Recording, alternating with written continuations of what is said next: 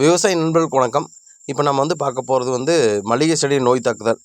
Same நம்ம பாடி எடுத்துக்கலாம். நாம் எப்படி ஒரு தொடர் காய்ச்சலால் ஒரு நோயினால் பாதிக்கப்படுறோமோ, அதுக்கு தொடர்ந்து எப்படி மெடிசன் சாப்பிட்றோமோ, அப்போ டாக்டர் என்ன சொல்லுவார், தொடர்ந்து நோய் தாக்குதல் இருக்குது, நீங்கள் பிளட் டெஸ்ட் எடுத்துகிட்டு வந்துருங்க அப்படின்னு சொல்லுவார்.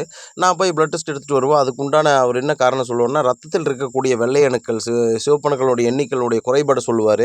சேம் அதே மாதிரி தான் செடிக்கும் அந்த மண்ணில் இருக்கக்கூடிய கார்பன் அளவை பொறுத்து அதோடைய நோய் தாக்குதலுடைய எதிர்ப்பு திறன் இருக்குது.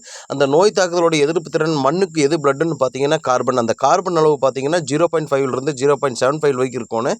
ஆனால் இப்போ இருக்கக்கூடிய நிலைமையை பார்த்தீங்கன்னா 0.5 கீழே இருக்குது. அதனால் நம்ம செடிக்கு தொடர் ட்ரீட்மெண்ட் பண்ணிகிட்டு இருக்கிறோம். இப்போ நம்ம வளப்படுத்த வேண்டியது செடியே அல்ல, அந்த மண்ணின் வளத்தை நம்ம அதிகப்படுத்தணும்.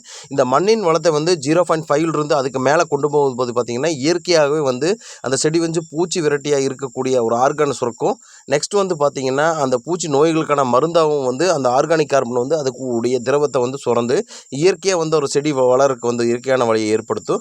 அதனால் விவசாயிகளை தொடர்ந்து நம்ம பூச்சி மருந்து அடிச்சுட்டே இருக்கும்போது பார்த்திங்கன்னா நமக்கு எப்படி கிட்னி கணையம் பாதிப்பு ஏற்படுதோ அதே மாதிரி சேம் செடிக்கும் அதனுடைய நோய் எதிர்ப்பு ஆற்றல் குறைஞ்சிட்டே வந்துட்டுருக்கும். இப்படி நம்ம தொடர்ந்து கெமிக்கல் ஃபெர்டிலைசர் யூஸ் பண்ணும்போது பார்த்திங்கன்னா இயற்கையாக ஒரு செடி எவ்வளோ பூக்குதோ அதுக்கு மிக குறைவாக ஒரு ஈல்டை கொடுக்கும். நெக்ஸ்ட் பார்த்திங்கன்னா அந்த குறைவான ஈல்டை எடுக்கிறதுக்கும் அதிகப்படியான பூச்சிக்கொல்லி மருந்தை தெளிக்க வேண்டியதாக இருக்கும். அதனால் விவசாயிகளே நீங்கள் மண்ணினுடைய கார்பன் அளவை எந்த பர்சன்டேஜில் இருக்குது, அந்த கார்பனுடைய அளவீடோட முக்கியத்துவம் என்ன அப்படின்னு சொல்லி ஒவ்வொரு விவசாயிகளும் புரிஞ்சுட்டு இந்த மல்லி விவசாயம் பண்ணிங்கன்னா அதிகப்படியான மகசூலையும் மற்றும் நோய் தாக்குதல் இல்லாத பூக்களையும் விவசாயிகள் அறுவடை செய்யலாம். எனவே விவசாயிகளே, நீங்கள் மண்ணினுடைய கார்பன் அளவும் அந்த கார்பனை பற்றிய அறிவும் விவசாயிகளுக்கு மிக முக்கியமாக இந்த சமயத்தில் தேவைப்படுகிறது. அதனால் விவசாயிகள் இந்த மண்ணில் இருக்கக்கூடிய ஆர்கானிக் கார்பன் அளவை அளவிடுமாறு மிக தாழ்மையுடன் கேட்டுக்கொள்கிறோம்.